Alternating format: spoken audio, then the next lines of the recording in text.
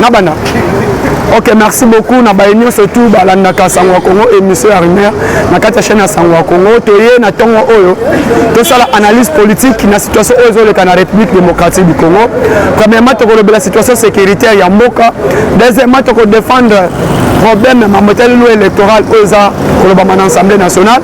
To kene mambo ozo le ka un tribal ozo ko engrainer mboka na biso eza moko ya ba point oyo to ko lobela na bino na tongo na émission Sangwa Congo oyo to sala kanande l'un des grands caméramans, journalistes, je suis mon petit frère à moi, pour défendre, pour développer ma titre, on a perçu bien Tongo Lolo. Chers combattants, chers peuple congolais, le lot que faut y bateau na mutu na biso que non. Quand Tshisekedi est arrivé au pouvoir, Batunyo se bakani saki que nini ba pensa ki Félix a changé. Avant que changer, nous soit bouleverser cette situation, encore. Or, sur le plan politique, Tshisekedi n'est pas un dictateur. Tshisekedi Azala qui votait par le peuple congolais. Non, Tshisekedi Azala qui coup d'État. Surtout sur le plan politique, à s'imposer, non, surtout. Tshisekedi a été voté. Sur le plan électoral, à l'écart qui en 2018, elle doit respecter la Constitution. Et la Constitution, la République démocratique du Congo, il y a un Félix Tshisekedi Azoko respecté. Tshisekedi est Rabima qui est président de la République. Aébissa qui peuple congolais. Alors, ben là qui dit que non. Quand moi je suis président de la République, nous avons fait effort. Notre premier pilier, c'est pilier sécuritaire. Il faut ramener paix sur toute étendue du territoire national. Et à quoi accepter qu'à jamais centimètre à ma belle RDC et qu'il n'a pas belle Moussous. Le but c'est un mandat Félix Tshisekedi en 2019. Deuxième pilier est Zalaki, on lutte contre la corruption. Lutte contre la corruption, Zalaki, deuxième pilier majeur. Il y a Félix Tshisekedi pendant la campagne électorale. Troisième pilier a Félix Tshisekedi et Zalaki, restauration de l'autorité de l'État. Autorité à l'État fait zone. Le peuple congolais a imposé la démocratie et pendant tout le plan du territoire national. Et à part Wana, Alobaki, Prince sera le quatrième pouvoir vis-à-vis de Mandanaye. Depuis lors que na émission na Sangwa Congo, je souhaite développer na titre on a passé pendant 20 minutes tout le belango na tongo pendant qu'il est dans le Parlement. Chaque combattant, chaque peuple congolais, la diaspora, nous tout. Au Bazaka soit fait le président Moustapha Malandaka chaque fois dans l'émission na Sangwa Congo. Tobani premier point na biso on a passé na tongo lolo. Félix Aye a coûté 645 territoires nationaux de la République démocratique du Congo. Et Zalaki 70 territoires aux Zalaki na Kimiate. À part 70 territoires a coûté du Tumba guerre. Il y a santé au Zalaki nango Ebola, Covid-19 Ebola alité pour na kosi lisango. Aye a coûté Congo gratuité de l'enseignement et Zalakité. Tant que Félix Aye a continué la République démocratique comme président de la République, pour voter guerre à l'Iboso à Zalaki nango, pour ramener au Kosil sa Ebola, dans Nord Kivu, dans Sud Kivu, dans Ituri, dans Grand Équateur.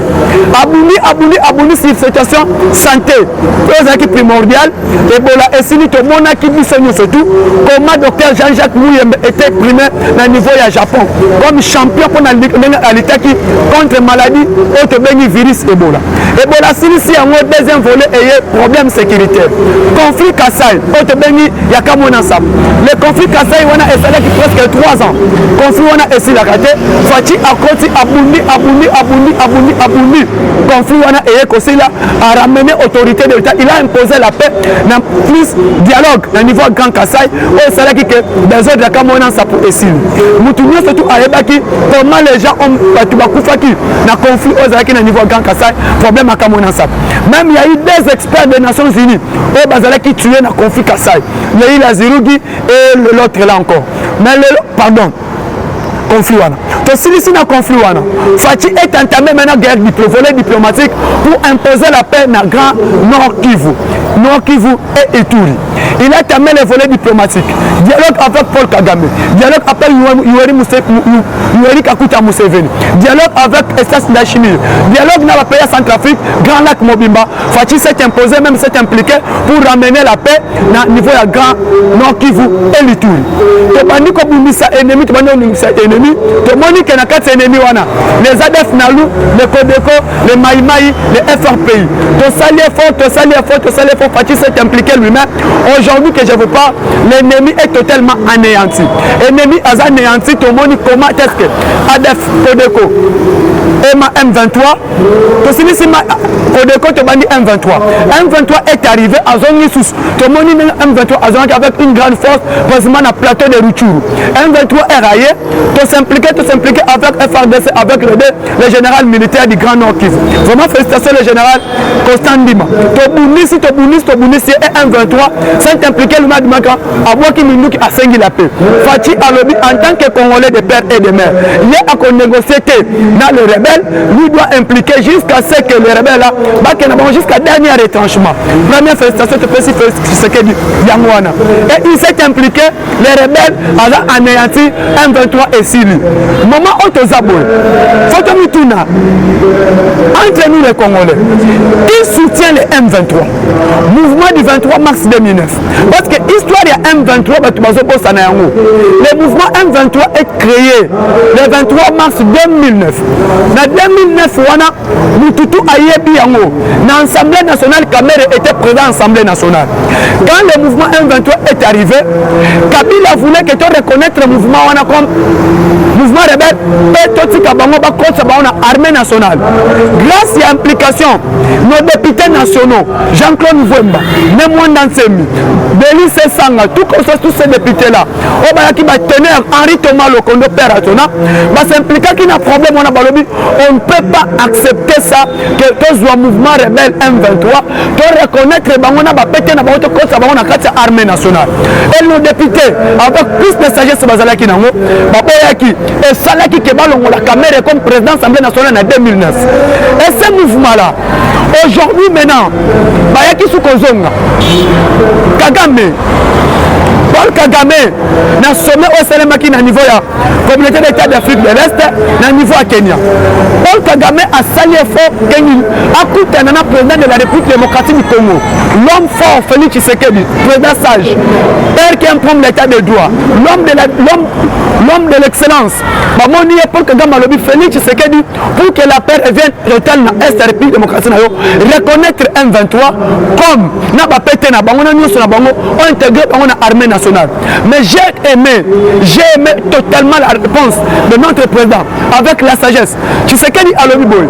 En bon, Paul Kagame, comment on peut s'impliquer dans la situation où ils ont un mot canaloté, on peut impliquer en la carte à mot kabato. Faut-il répondre de Kagame clair.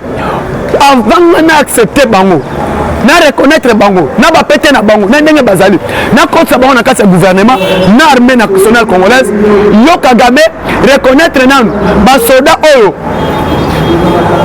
ex-président Rwanda Atikaki, ba rebelle o babunisako na Rwanda, reconnaître Bango, na ba péter na Bango na nyo surtout impliquer Bango na armée rwandaise. Surtout impliquer Bango na armée rwandaise après ngai na ko étudier dossier wana.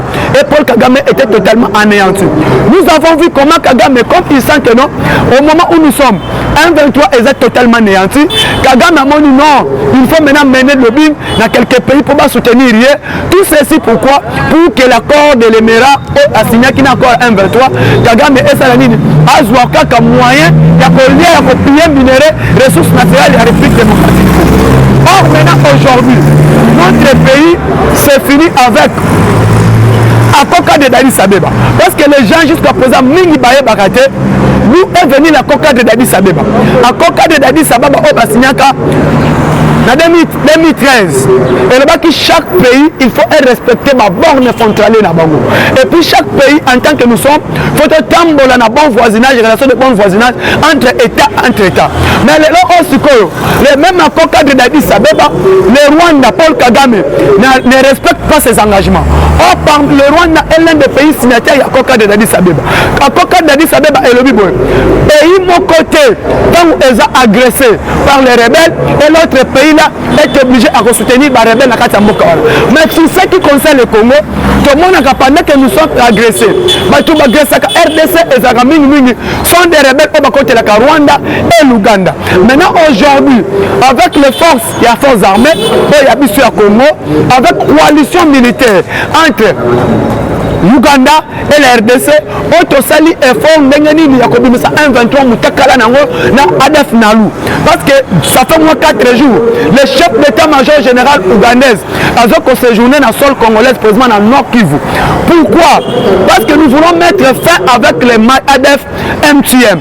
Les ADF MTM sont des États islamistes. L'État islamiste, il y a les Kenyans, les Ougandais, les Ghanéens, tout comme ça, on va tout comme un Mikolo. Mais nous sommes au peuple congolais. Faut que nous bien pour soutenir le président Tozanango. Ceux qui sont là, président Tozan était le lot. Tolona qui te montre n'engeni Congo, na Binicho, Nord Kivu, Grand Kivu, mais le ciel pays. Mais grâce à Félix Tshisekedi, tout le monde dit que Grand Kivu wana, Tozo qu'on résisté. Parce que l'accord signé entre Mouzé Laurent Désiré Kabila, les accords signés entre Joseph Kabila et l'Ouganda et le Rwanda, tout comme ça, mais les déjà Mboka Oyo Mbelesi Bakaboli Yango. Qu'est-ce qui est arrivé? Bameki sur le point 1-23, Tshisekedi Azamakas, Bameki les ADF, Congo est résisté. Qu'est-ce que maintenant il faut faire pour faire échec le régime à Tshisekedi? Wana Eza, Batoki, Bandoki, Tozana Bango, entre autres, Bato Alamuka, entre autres, FCC, Kabila. Est-ce qu'on a guerre ethnique, tribale? Il faut maintenant qu'on compte sa langage tribal. Tout ceci pourquoi? Pour que l'unité moyenne on puisse dialoguer, partager les pouvoirs, soit commettre Tshisekedi Libanda. Tribalisme est. Le tribalisme a commencé entre les grands Katanga. Les Katangais sont devenus, ce n'est pas les Katangais, mais j'ai dit quelques politiciens katangais. Entre autres, Katumbi, Tomani Batou, Bamounongo Batou, quand toujours le camp à Moïse Katumbi. Le camp à Moïse Katumbi, est-ce qu'on a guerre tribale dans RDC, dans Katia Congo. Qu'on compte ce tribalisme entre le peuple congolais, pour Bayinana, pour que Yinana, pour que Moïse surtout, l'ennemi n'y a qu'au la République démocratique du Congo. C'est le plat tribalisme. Oh, c'est que moi je voulais dire, c'est ça. 2007, 2008, Bandekonanga Grand Katanga. Jugement minier, il y a Jekamine. Si aujourd'hui la Jekamine est totalement un échec, c'est vous les Katanga. C'est vous les Katangais. Précisément Moïse Katumbi Katumba Mwaki. Kimwaku Mwanza. Fona Bisaba Katangé Boye Bayango. 2008 Kabila arrive. Nous sommes allés 2006, 2007. Katanga, Moïse a proclamé gouverneur, il y a Grand Katanga. Moïse gouverneur à Grand Katanga, il y a eu crise totale au sein du Katanga. Les crises là maintenant, qu'est-ce qu'il faut faire? Kabila a demandé à Moïse Katumbi qu'on puisse vendre le jugement de Jekamine. RBT qui jugement de Jekamine, Moïse a sommi en haut, dans 6 millions de dollars. À quel côté Kayango dans 2 mois? Les mêmes jugements de Jekamine a sommi dans 6 millions de dollars. Moïse Katumbi a vendu à 98 millions de dollars. Première défaite, c'est Jekamine. Deuxième défaite, jugement des kilos. Entre Katumba Mwaki et Moïse Katumbi. Toujours les Katangais. Le jugement des kilos, c'est l'un des terres appartient à la Jekamine.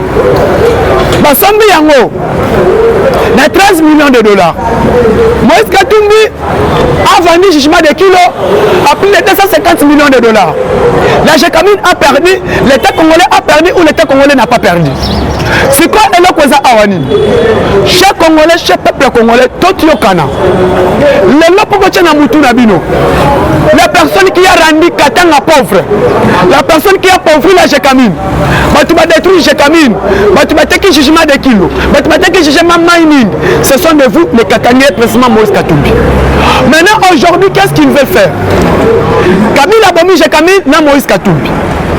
Abomi Miba na Moïse Katumbi. Abomi SNCC na Moïse Katumbi. Abomi Onatra. Le moni yango à cœur ouvert comment Onatra Ekofi. Félix Yaye. A côté d'accord signé entre Kabila et Moïse Katumbi n'a pas Jekamine. Tous les grands Katanga, tous les grands carrés miniers, il y a Jekamine, Baspolier yango. Aujourd'hui, Félix Alodiboy peut revoir l'accord au Kabila Signaki. Parce qu'on ne signe pas un accord entre les individus. Les accords et la traité internationale est signé entre l'État congolais, l'État. C'est ça des accords au Balebi. Mais l'État congolais ne signe pas les accords avec un individu. Sauf l'accord, il y a construction. Parce que construction, on voit temporaire. On y a signé un contrat temporaire, construction signe. Parce que jamais un contrat quand on a immeuble euro ça a 10 ans. C'est ça les accords au monde a signé. L'État a signé na GRAC 7, l'État a signé na Congo Modern Construction, l'État a signé na GRAC 8. Accord temporaire et construction. Mais un accord tu dois signer pour céder les jugements miniers, un accord il y a 50 ans. Non, Félix a dit on doit revoir ces accords. Quand Félix est allé à Kolwezi, dans Grand Katanga, il a revérifié les accords pour renégocier l'accord. Et Félix a trouvé que Kabila et Katoum, ils ont signé des accords. Il y a Koteka, il y a Kobomaje Kamil, il y a Kokoué, il y a CNCC. C'est ça ces accords, même le tribalisme, le Grand Katanga. Pourquoi Félix ne veut pas les jugements miniers? J'ai Kamil, jugement minier à Kilomoto, jugement minier à Kipushi, et ils allaient gérer entre les Chinois, et ils allaient gérer entre les Indiens et les Libanais. C'est ça maintenant, même le tribalisme à niveau Katanga.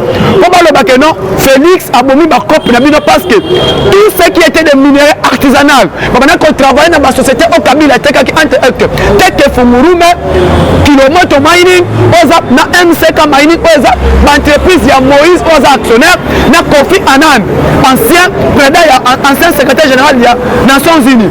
Et ces accords, maintenant, on est le qui connaît, le loba que Félix va venir à Bakaluba, le niveau Katanga. Pourquoi Félix défend que le propriétaire Katanga, en tant que l'État congolais, en tant que Katanga, appartient au Congo, en tant que les actifs, il y a Katanga. Et ces actifs, il y a Katanga, ils ont fait ça, l'État quitta, et permettre à Bissot, Basoda, Bafoutama, et permettre à Bissot, Bapolice, Bafoutama, et permettre à Bissot, Mongo et Matsa, quitta à Mokarabiso. Et l'autre, ils ont eu la guerre, et guerre tribale, non.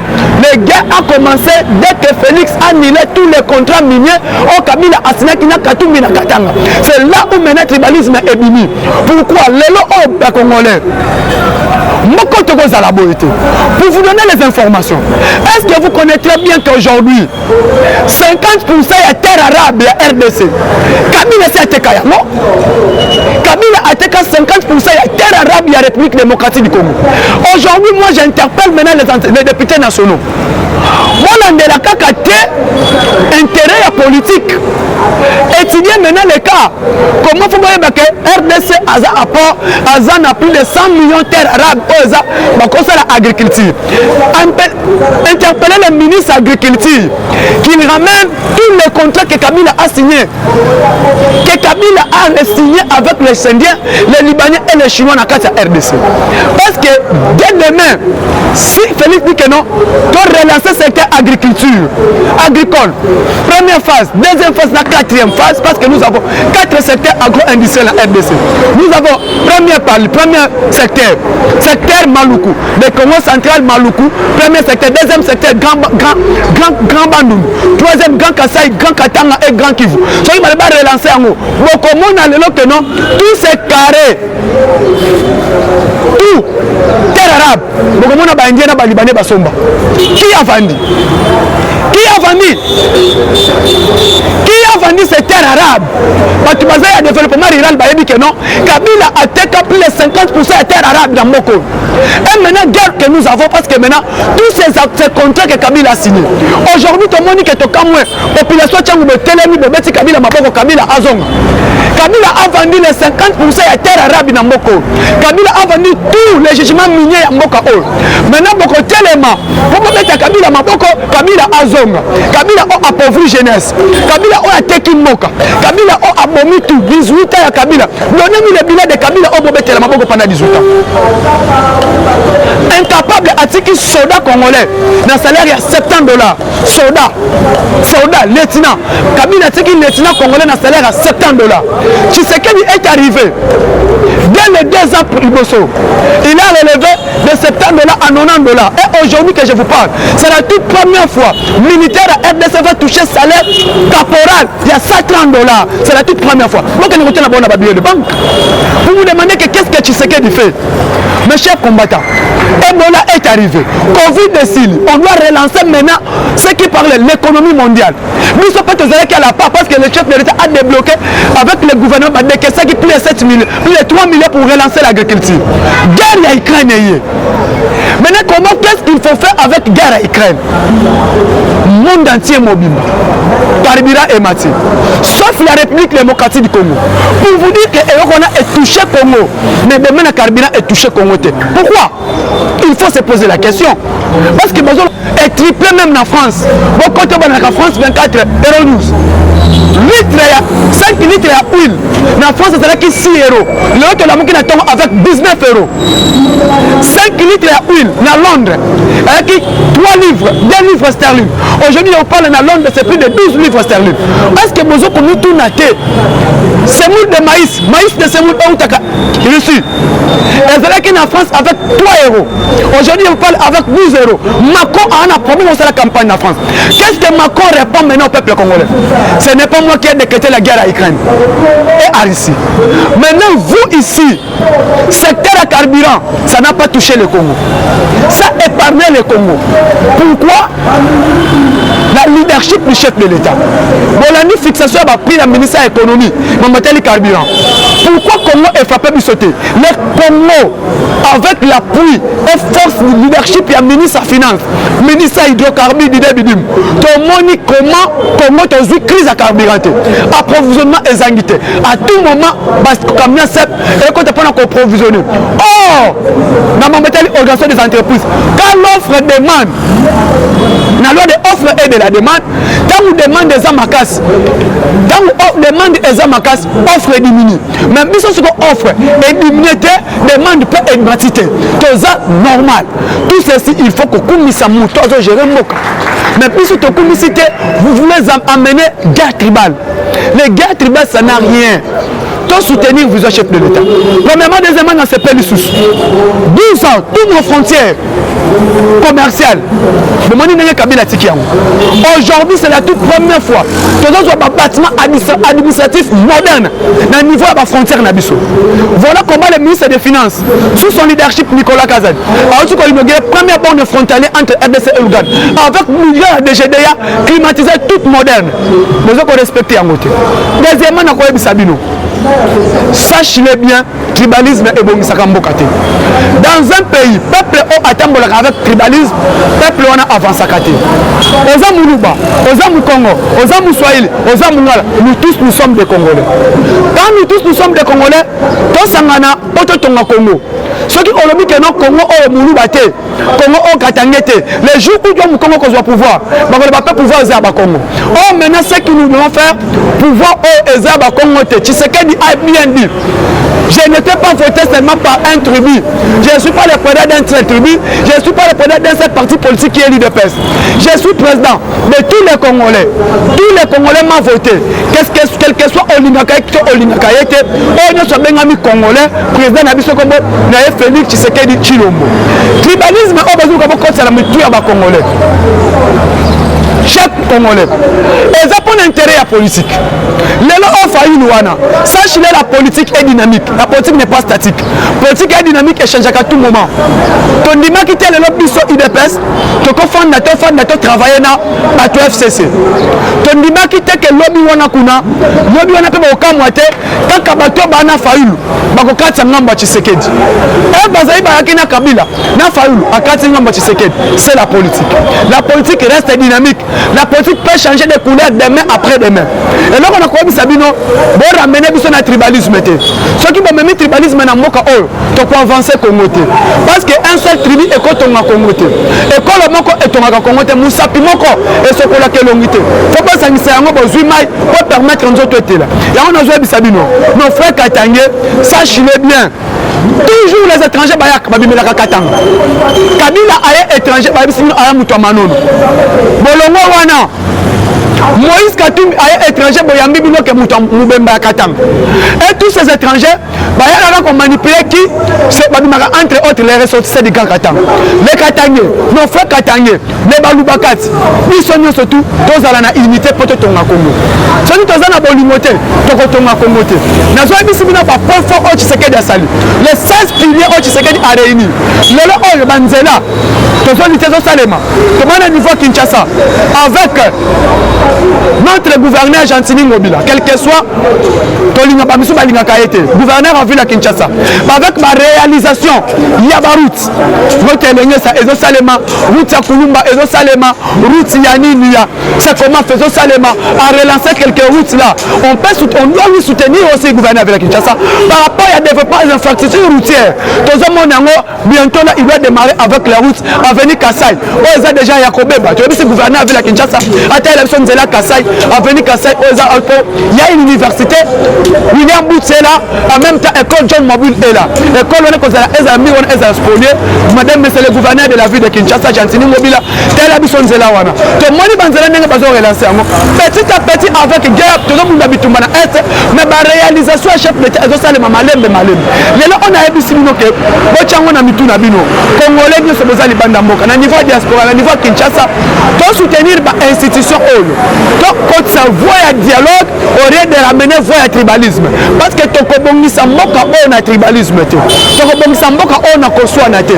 Tokobongi Samboka, on a Bitumbate na Kulunate. Tokobongi Sakaka Mboka, on a Boyoka ni Nako Solola. Il y a une première démarche photobunda. Toboya tribalisme, Toboya ba injure, Toboya onye surtout makambo mabe, oba toba tribalisme, mais la biso tribalisme na kati mboka na biso. Lelo na zob Sabino Oye. Mais c'est le président de la République. Dans le domaine, il y a énergie électrique n'engeki. L'objet de ça marche, de soutenir le tribalisme, mais de passer un message pour la électricité pour la Mboka na biso. Celui qui est le DG de la DG de SNEL et le conseil d'administration, ils ont largement échoué. Tout le monde matériel à 100 jours au sommet qui peut relancer le courant. Mais nous avons quelqu'un qui est compétent dans la SNEL,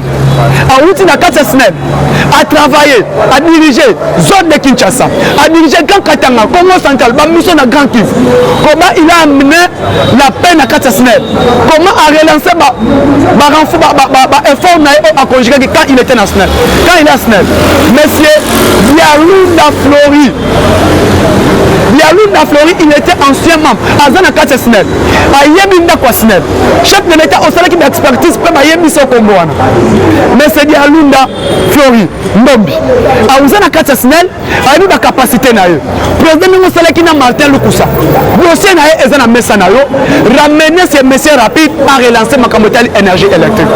Quand M. Flori Yalunda Ndombi, il prendra SNEL. Avec mes fonds, il y a un technicien dans Katsasnel. Il était ancien directeur de cabinet, il y a directeur général de SNEL. Papa Floride Yalunda Ndombi a yebinda kwa SNEL. Dossier na ezana mesanayo. Fati soki okuzouye onomé problème ya courant na RDC. Tosuni molini ko la suite. Bato ba ye ko cha ba candidature. Oyo wana. Na yebi ke ko zwa bango te. Sont des gens de Kabila. Ba ye ne pas ba courant. Plan bazalaki na yango président oyebi yango avant l'élection. Faut pas assassiner RDC au kata biso courant à partir ya Ngalema. À travers papa à travers ma femme na biso peuple congolais na vigilance de omoni makambo na mabesa le makité. Le monsieur là ba pisat o ba dossier na bango ba sali ba test. Il ne connaît absolument rien, il y a problème à SNEL. Tolobi nanga ochaki Martin Lukusa fils maison, ndenge pe ocha Floride Yalunda Ndombi fils maison na kati ya SNEL a relevé les biso défi aux ana SNEL. Tolongona monsieur le président de la République. Dossier on est tozanango.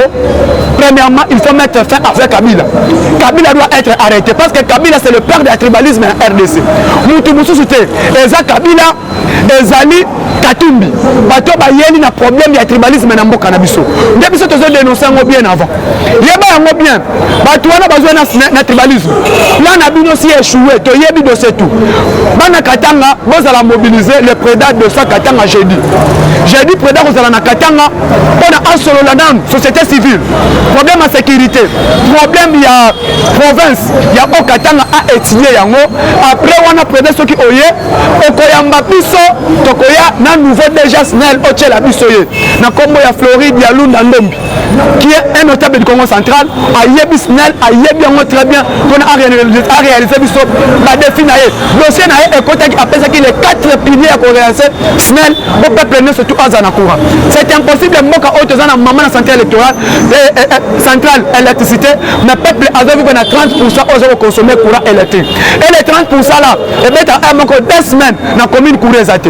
Pourquoi André allait à Tundu, Jean Bosco au Azawana National. Tout le monde a un problème, il y a recettes, maximisation de recettes au niveau province à Congo central. Je passe d'abord félicitations à monsieur le gouverneur AI, Justin Wemba. Dengue on nommé la biso Gilles Zamouangana comme DG, il y a DG Congo central. Mais c'est DG, il y a DG Congo central à Kouti, régie des voies, régie des recettes du Congo central qui partait. Et aujourd'hui, plus de 15 mois, j'ai déjà cassé un pays. Plus de 15 mois, frontière et Yaloufou, Bongo et Kotakanamote. Mais il est arrivé, à Kominalelo, il a payé tous les arriérés. Yabaja a déjà cassé Congo central. Après paiement, parce qu'il est fils maison de l'IDPS, mais c'est le directeur général Gilles Zamouanga. En Komiwana, a relancé collecte des recettes hyper la taxe tout conseil à Banzela et permettre à Bisso Mongo Oye Banaki comme on en a été a commis qu'on maximiser la recette au niveau de la province de Congo central. Qu'on maximiser la recette vision mon Konzamboka, vision au gouverneur AI Justin Wemba. Mais et là quand on s'en le président de la République élection salement rapidement dans la province de Congo central. Et dès que l'élection est salement, le DG là doit rester. Et pour le ministre intérieur, il faut imposer le DG, il y a des ressources financières, il y a des provinces. Pour imposer le parce que le DG quand il arrive, c'est lui-même qui fait faire son équipe. Mais là, on cas moi, à celle aux autres de la Batoubatu, que non, il y a un directeur à Kamine, il y a un directeur des ressources humaines, il y a un autres de Bango. Or, celui qui va faire dans cette entreprise, c'est le directeur général. Il y a comme ça le comité de gestion. Or, comment on a battu, vous avez une vision, une vision chef de l'État pour promouvoir la province et Matal Bosso. Toutes nos provinces, et là, à celle de Salangwana. Mais tu l'as dit, trouver une solution, il y a battu qui va travailler au niveau du directeur général des recettes, il y a Congo central. Parce que ces gens-là sont incompétents, parce que c'est de l'autre côté, nous tous travaillons pour nous, et c'est DG Yemoko. Nous sommes en train de se faire lelo oyo tozala démonter tozala capacité poto tonga Congo na biso toko tonga Congo na biso na bolimo toko tonga Congo na biso na bekolo nyonso to sangana loi ya Congo elobi boye tout Congolais est libre ya kofanda bisika nyonso alingi na kimia nde loi Congo elobi que le mot wana to mambetali élection loi électorale lelo bazo publier yango bokota te toyebi bino Kabila asalaka yango nzeta matela nzeta ko matela yango ko kitela c'est que Kabila a imposé et nous demandons aux députés nationaux et sénateurs vous allez na sagesse Kabila a congolais te Katumbi a congolais te batwana baba congolais te tolinga Congo loi électorale wana herbino bokotaki bozaki na majorité bomonaki yango malamu parce que loi n'a pas été écrite par Tshisekedi. Et ça, le condo, il y a G13. G13, c'est 100 ans à 4. Nous, il y a Zalaki na 4. Le condo, Zalaki na 4. Zalaki la majorité groupe et battu ensemble. Et Félix est arrivé, les mêmes lois à zone ici en haut. Loi le condo, pour soutenir Yango. Et les cas, tous en pas ça d'élection. Tous en pas ça d'élection, pourquoi? Classe politique, il faut faire la réforme. Mais avant que qu'il y ait une élection, voter la puissance, il 3 mandats. Parce que le président a des mandats renouvelables, un mandat renouvelable. Mais les députés ont 4 mandats électoraux dans l'Assemblée nationale. Comme exemple, Madame Adel Kaïna, depuis 97, il est là député national. 24 ans, député national. Avec quel projet? 25 ans, député national. La mère mène de combien d'années député national? Moi, Vasakani, combien d'années député national? Mouzito, combien d'années député national? Tolobi Boye, voter la loi wana.